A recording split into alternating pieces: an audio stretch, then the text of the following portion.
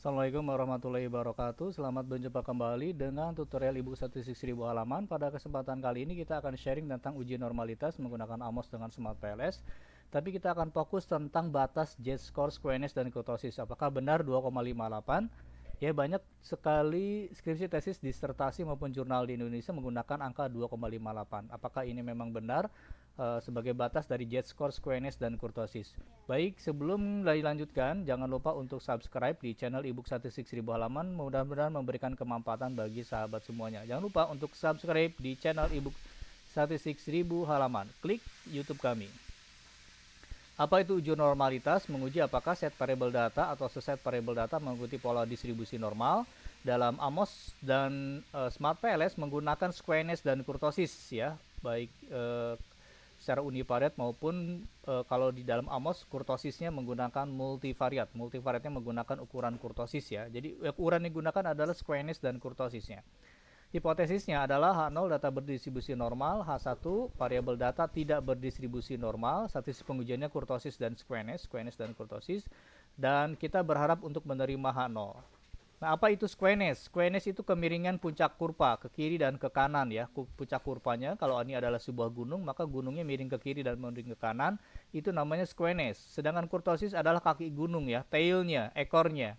Apakah kaki gunungnya itu melebar atau kaki gunungnya sempit seperti ini, ya. Ini squareness gambar kayak gini, kemiringan kurva ke kiri dan kanan. Kurtosis adalah landainya kurva, kakinya gunung. Nah, kita ingin menguji apakah data kita itu squareness-nya ini, ya, squareness ini berdistribusi normal atau tidak. Paling ideal adalah bahwa puncak kurvanya itu berada di tengah-tengah atau bell shape seperti ini, dan kaki kurvanya tidak terlalu jauh. Z-score, squareness, dan kurtosis untuk menentukan normal itu dilihat dari nilai Z-score. Untuk menentukan normal itu dilihat dari Z-score dan banyak menggunakan batas 2,58. Ya, apakah ini boleh? Boleh, karena ada referensi buku-buku yang mengatakan 2,58. Di dalam e-book kami sebelumnya masih menggunakan 2,8, belum kami update lagi, ya. Setelah kami banyak membaca buku-buku tentang statistik, ya, referensi-referensinya, apakah Z-score itu harga mati 2,58? Ya, juga para dosen apakah memang harga mati ini 2,58 Z-score-nya untuk menentukan normalitas. Kita lihat dari referensinya, meskipun demikian batas 2,8 terlalu sempit menurut kami. Mari kita lihat literatur, ya, untuk mengatakan bahwa 2,58 bisa bergeser, ya, dari referensi-referensi yang lainnya, sehingga kita tidak terlalu menghakimi kaku sekali di 2,58, di atas 2,8 data tidak normal. Seperti itu, kita terlalu kaku. Kita lihat, ya. Menurut Kim tahun 2013, dia membagi menjadi 3. Itu small sample size di bawah 50, ya. Menggunakan 1,96. Untuk medium sample size 50 sampai 300 batasnya 3,29, ini angkanya. Dan sample size di atas 300, ya. Di atas 300 dia menggunakan aturan 2 dan 7. Squareness-nya 2 dan 7 kurtosisnya. Mana sih referensinya dari Kim? Referensinya dari Kim kita bukakan. Kalau nggak salah ini. Nah, ini dia. Ini adalah referensi dari Kim. Ya, jurnal ditulis oleh Kim, open source journal, statistical note for clinical researchers, assessing normality. Nanti ketemu di bagian bawahnya di sini. Sample size 50, 50 sampai 300 dan di atas 300, ya. Di atas 300 ukurannya 2 sampai 7. Squareness-nya 2, kurtosisnya 7. Kita lanjutkan lagi bagaimana menurut klien. Nah, menurut klien ukurannya adalah 3 dan 8, squareness-nya 3 dan kurtosisnya 8. Jadi menurut klien itu squareness-nya 3 dan kurtosisnya 8. Nanti kita bukakan, ya. Ini menurut Vinay dan Rispano, ukurannya 2 dengan 7. Aslinya dari Chow, Bandler, West, dan Fins. Ukurannya squareness-nya 2, kurtosisnya 7. Nah, ini dia. Vinay dan Stefano ukuran squareness-nya 2, kurtosisnya 7. Menurut Collier, ini di buku Amos nih. Buku Amos terbit tahun 2020. Mengatakan bahwa squareness-nya 2, sedangkan kurtosisnya bisa sampai 10. Bayangkan, Collier saja seorang ahli dalam bidang SEM tidak terlalu kaku. Dia mengatakan sampai 10 masih bisa untuk mengatakan data berdistribusi normal secara kurtosis, sedangkan squareness-nya 2. Oke, ini menurut Collier. Ya, menurut Birne untuk normal multivariat batasnya 5. Ya, batasnya 5. Oke, nah, bagaimana rekomendasi Pak Sofian? Rekomendasi saya sih, kalau melihat seringkali mengolah data penelitian, ratusan kali saya mengolah data penelitian, saya lebih prefer menggunakan squareness batasnya dari klien. Ya, bukan cleaner nih, klien. Salah tulis nih. Klien 2010, sedangkan kurtosisnya bisa menggunakan di Stefano, ya, ukurannya 7. Oke, kita lihat referensi yang tadi saya sebutkan. Ini dari bukunya Klein. Ya, ini bukunya Klein 3 sampai 8. Ya, ini bukunya. Kemudian ini adalah dari Collier 2 sampai 10. Ini bukunya. Referensinya jelas dari Collier 2010 menulis buku tentang Amos. Kemudian ini dari Finney dan Stefano 2 dengan 7. Ya, Finney dan Stefano ukurannya 2 sampai 7. Ini mengatakan non normal data. Judulnya sangat menarik tulisan Stefano ini, ya. Bisa dibaca yang mau belajar asli bahasa Inggrisnya. Oh, ini udah. Langsung ya, kita lihatkan contoh di Amos dulu. Kalau di Amos, datanya tinggal kita ambil aja. Ini misalnya datanya ada di Amos ini, kita tarik aja datanya. Oke, datanya harus sampai sini, ada 200 data. Kemudian mana nih? Kemudian kita tinggal run saja.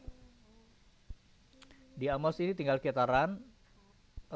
Lumayan lengkap di Amos ya, squareness dan kurtosisnya, z-score-nya sudah langsung dihitung, dan juga untuk multivariate normality-nya menggunakan ukuran kurtosis Mardia namanya. Jurnal ditulis oleh Mardia tahun 1974. Kurtosisnya, laptopnya agak lama. Pencet F10. Oke. Allahu Akbar. Lama. Maaf nih agak lama. Oke. Kita lihat di sini. Nah, squareness itu dilihatnya dari kritika rasionya ini. Z-score-nya itu kritika rasio. Bisa kita lihat di sini nilainya banyak di atas 3. Ya, nilai squareness-nya banyak di atas 3 menunjukkan bahwa data tidak normal. Ini squareness-nya, batasnya 3. Ini di atas 3. Kita jangan lihat positif negatifnya, cukup melihat harga mutlaknya aja. Sedangkan menurut kurtosisnya, Z-score-nya di bawah 7. Jadi bisa disimpulkan bahwa data Amos ini, contoh data ini adalah data berdistribusi normal secara squareness dan tidak secara kurtosis, secara kurtosis dan tidak berdistribusi normal secara squareness. Bagaimana di Smart PLS? Kalau di Smart PLS, cara menguji normalitasnya adalah kita tinggal masuk ke data. Datanya ini kita yang hijau ini klik 2 kali. Nah, ini sebelah kanannya sudah ada datanya, squareness dan kurtosis. Kemudian data ini kita copy paste ke Excel. Nah, ini hasilnya. Ya, tadi data tadi ini squareness dan kurtosisnya ada di sini. Ya, saya gedein. Kemudian selanjutnya kita menghitung standar errornya. Standar errornya dapat dari mana Mas Sopen? Ini rumusnya. Ini buku dari Tabanik dan Fidel. Standar error untuk squareness ini 6 dibagi 6 dibagi N, sedangkan kurtosis 24 dibagi N. Kita bikin dulu standar errornya. Berarti standar errornya sama dengan SQRT, ini standar error kurtosis. Berarti 24 dibagi jumlah N-nya 100, jumlah data saya 100. Ini standar errornya SQRT 6 dibagi 100 juga. Tutup kurung. Nah, ini udah tarik ke bawah. Ini nilai standar errornya. Kemudian sebelah kanan Z-score-nya. Jadi Z-score itu ngitungnya gimana, Pak? Z-score itu sama dengan ya kurtosis dibagi standar errornya. Mana kurtosis ini? Oke ya. Begitu juga squareness sama dengan squareness dibagi standar errornya. Nah, kemudian tarik ke bawah. Nah, Z-score ini secara kurtosis data saya ini ya umumnya berdistribusi normal secara kurtosis. Ingat, secara kurtosis umumnya berdistribusi normal. Umumnya secara kurtosis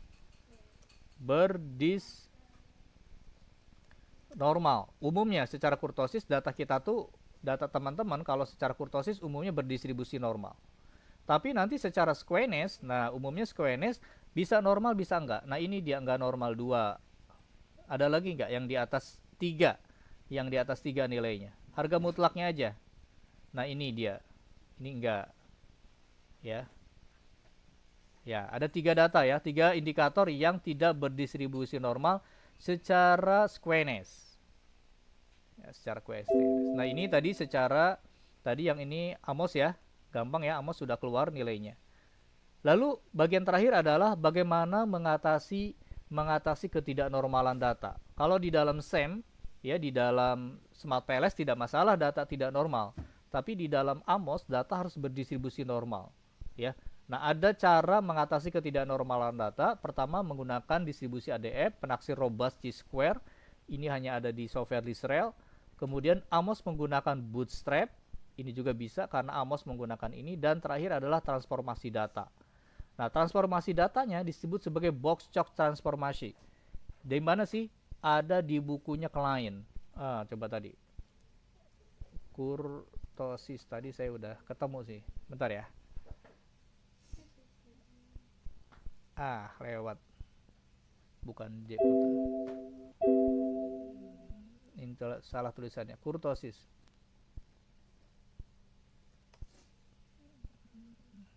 Nah, univariate normality nanti ketemu di bagian bawah itu transformasi kata klien, dan salah satu bentuk transformasi yang disebutkan oleh klien adalah box choke transformasi. Nah, ini dia.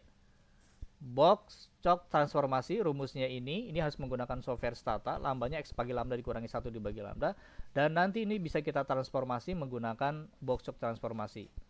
Oke, kesimpulannya, box choke transformasi bisa menurunkan derajat ketidaknormalan data, dan saya lebih prefer menggunakan referensi ini. Oke, bagi teman-teman yang mau membeli ebook Smart PLS, yang tulisan ini belum saya masukkan ya di dalam ebook kami, dan mudah-mudahan kedepannya bisa kita update lagi. Mudah-mudahan memberikan kemanfaatan bagi sahabat statistik semua. Terima kasih. Wassalamualaikum.